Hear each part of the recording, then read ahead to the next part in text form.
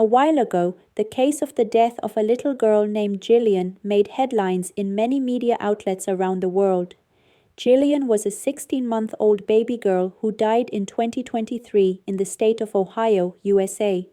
Very quickly, evidence revealed that her death was the result of an unbelievable tragedy caused by her own mother.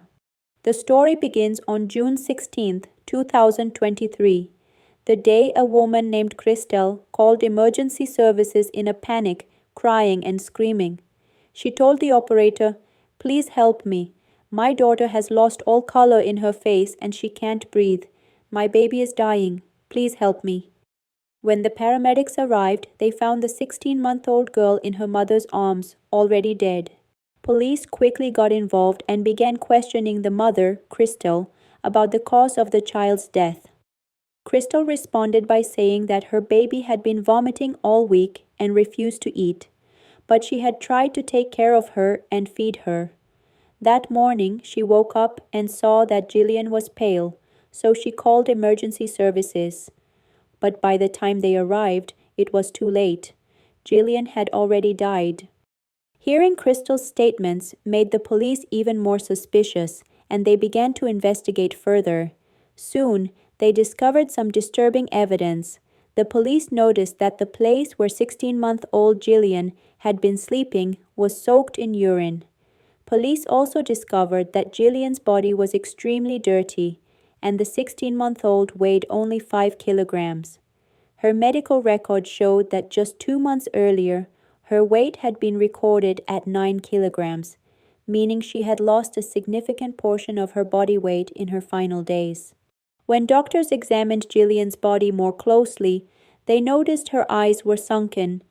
Her skin also showed clear signs of severe dehydration. Her fingers, toes, and even the soles of her feet were covered in feces and urine, indicating that she hadn't been cleaned in days. Her diaper hadn't been changed, causing her skin to become inflamed, and in some areas it had even become stuck to the diaper. There were no major injuries on her body that could have caused her death, except for small scratches, likely caused by her own hands as she scratched at her skin and face. Her body fat had dropped dramatically, suggesting her body had started breaking down its own fat to survive. Medical records confirmed that Jillian had no congenital health issues. All the evidence pointed to death caused by extreme dehydration. Her kidneys had failed, putting her into a coma, which ultimately led to her death. The official cause of death was determined to be starvation and dehydration. After an extensive investigation and review of 648 hours of surveillance footage from neighbors' cameras, police discovered that Crystal had left home on June 4th. She returned 2 days later, on June 6th at 7 a.m., meaning Jillian had been alone for 2 full days. Later that same day at 5 p.m., Crystal left the house again, and after that, there were no signs of her returning. No footage from any of the following hours or days showed her coming back. So, where had Crystal gone? She had taken a vacation with her boyfriend. She got on a plane and flew with him to the Puerto Rico archipelago. Her boyfriend had no idea that her daughter had been left alone at home. Only Crystal knew, and it appeared she wasn't worried at all. Reviewing photos and videos on Crystal's phone showed that she was having a great time on the beaches of Puerto Rico, enjoying herself while her 16-month-old daughter was left alone in her crib for days. On June 9th, 3 days after Jillian had been left alone at home, a neighbor's home security camera picked up the sound of a crying child at 10 a.m. The crying continued for several hours. After that, no more sounds or notable activity were recorded from Crystal's house until June 16th, 10 days after she had originally left. On June 16th at 7:30 a.m., Crystal returned home and found her daughter's lifeless body. That's when she called emergency services. According to the doctors, Jillian suffered up until her very last moments, tormented by hunger, thirst, and complete isolation. Additionally, children under 18 months are prone to separation anxiety, so the fear and trauma she experienced during those days alone are unimaginable. The day after Jillian died, when people expected Crystal to be grieving, she instead traveled to Michigan to meet another boyfriend, different from the one she had vacationed with. This was someone she had previously dated. When Crystal was arrested and imprisoned, her first claim was that she suffered from depression and was taking medication for it. But the prosecutor questioned that, saying, if she was really depressed, how was she able to go on a date with another man just a day after the death of her child, a death she caused? While in jail, police monitored Crystal's conversations with friends and found that she was optimistically making plans for her future. Instead of expressing guilt or sorrow, she spent her time chatting with other inmates about her Puerto Rico trip and how much fun she had. Even in her phone calls from prison with her family and friends, she never mentioned her deceased daughter, except once during a call with her mother, when she said, "God will forgive me." Crystal told her mother that there are people in America who shoot others and still get released after some time. "I didn't even spill any blood. This was just an accident. I didn't kill my baby on purpose. They're not going to do anything to me." In the end, police concluded that Crystal had left her 16-month-old daughter trapped in a small crib, alone and without food or water, for 10 full days while she vacationed in Puerto Rico with her boyfriend. She didn't tell a single person that her child was alone, nor did she arrange for anyone to check on her. When Crystal returned from her trip and found her baby dead from starvation and dehydration, she changed the baby's clothes and called emergency services. Jillian died in filth, hunger, and complete loneliness, while her mother was enjoying the beaches of Puerto Rico. And now we turn to the defense presented by Crystal's attorneys. In court, her lawyer stated, "We are deeply saddened by everything that has happened, and we're not trying to justify what Crystal did, but we do think it's important to provide context about who Crystal is and what led to this tragedy."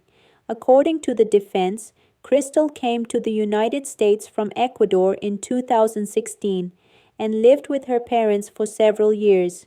She eventually got married and had her first daughter. After some time, she separated from her husband and took on full custody of her daughter. Later, Crystal met another man in Ecuador, became pregnant, and gave birth to her second daughter, Jillian. But due to the man's abusive behavior, Crystal left him and returned to Cleveland, USA, without ever seeing him again. Despite being physically hurt, she gave birth to Jillian and, with the help of her parents, took care of both her daughters. Crystal was reportedly dealing with both physical and emotional trauma, but tried to work and support her children. Her struggles were extensive. In fact, in 2023, she even attempted suicide once. 3 months before the incident, she had isolated herself in her room for several days, and when her family came to check on her, they found one side of her body was numb. They took her to the hospital, where doctors found she was suffering from migraines and extreme weakness, and there was concern she may have had a stroke. Doctors treated her for seizures and psychological issues, prescribed her medication, and determined she hadn't had a stroke. She was given 2 antidepressants and sent home. However, sometime later, she returned to the hospital and her medication dosage was increased. Doctors believed that high levels of stress were triggering both physical and mental symptoms, and they also gave her medication to help her sleep. But once the course of medication ended, Crystal chose not to get a refill, believing the drugs weren't helping and were causing too many side effects. That's when she decided to take a trip, hoping it would help her feel better. It was during that trip that this tragedy occurred. After Crystal's defense, the prosecutor argued, "In the pictures taken on the beaches of Puerto Rico, Crystal looks perfectly fine. She's enjoying herself, there's no sign of depression, and at the very moment she was posting photos on social media with captions like 'Live in the moment,' her baby was dying alone at home."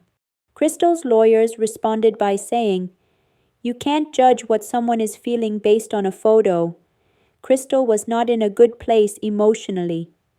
When asked about her cold, emotionless behavior in prison, even after the death of her 16-month-old daughter, the defense claimed, "She's now under medical supervision in prison, taking her medications, and has cried for her daughter." They admitted that Crystal could have saved her child by simply calling a friend or family member. But at that time, they said, she had stopped taking her medication and had lost the ability to think clearly or make responsible decisions. Even when she got back home and called emergency services, it was clear how much remorse Crystal expressed and that she never intended for things to turn out this way. Her parents were also present in court and stated, "Crystal was raised in a family with strong moral and emotional values. She's an educated woman, just like her father and grandfather, who were both teachers, but in adulthood she began suffering from mental health issues due to the hardships she faced." They explained that Crystal had dealt with depression, anxiety, and emotional instability to the point that sometimes she would faint or lose consciousness. "Our daughter had a very hard life," they said, "but we never imagined such a tragedy could happen." At the end of their statement, Crystal's parents pleaded with the judge for mercy, reminding him that Crystal has another daughter waiting for her at home. Crystal herself then addressed the court. "No one can understand the pain I'm going through," she said. "All I can do now is turn to God.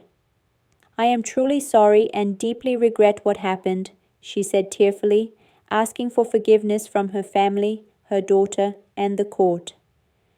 "I can never bring Jillian back, and that breaks my heart. But I want to return to my other daughter." The court's verdict. According to the court and the police investigators, this was one of the most heartbreaking and disturbing cases they had ever worked on. People around the world were shocked because this case challenged one of the most fundamental human responsibilities, to protect and care for a child. The sacred bond between mother and child, one of the purest and deepest forms of love, had been shattered by this incident. The judge addressed Crystal directly. "You betrayed the trust placed in you. You tortured and terrified your baby. You left your 16-month-old child completely alone, without food or water, and went off to enjoy yourself. You could have asked someone, anyone, to watch over her. But you didn't. And based on the photos from your trip, you didn't seem worried at all. Even when you returned and found her lifeless body, you were composed enough to change her clothes and stage the scene before calling emergency services, and then you lied about what had happened. Even after her death, you were so detached that you went on another date." The judge continued, "As a judge, I carry responsibility for justice, especially for Jillian, who had no voice in this courtroom. This court sentences you to life in prison without the possibility of parole. You will never leave prison. And while the court has imprisoned you for life, at least you will have food and water. But Jillian had none. She died alone, hungry, thirsty, and afraid."